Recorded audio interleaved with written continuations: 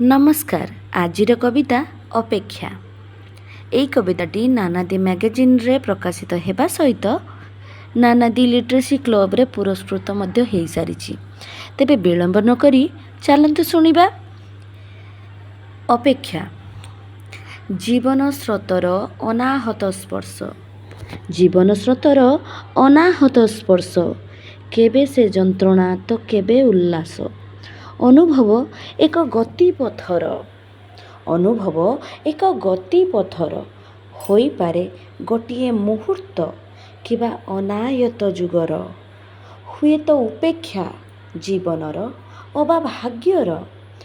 गति सरल रेखार किबा दंतुर। उपलब्धि एक स्वप्निल भविष्यर नुआ सकाळर। काले भरीदेव रंग ओलोडा भावनार। तथापि अस्पष्ट अचिन्हा सबुकिछि। तथापि अस्पष्ट अचिन्हा सबुकिछि। साफल्यरे नाही अवकाश। हारिबारे काहीं केते अवशोष।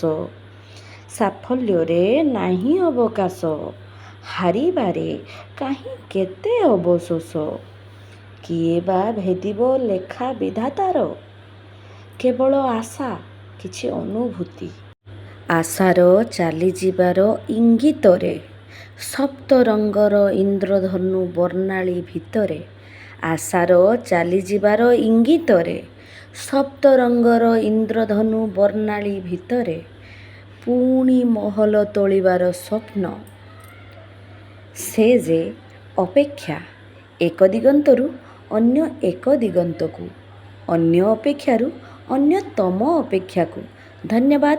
केमती लगिला निहाती जणेबे। निजे शुणंतु अन्य मानकु शुणांतु शेयर करिकिना। लाइक करने को जमा भूलिबेनी।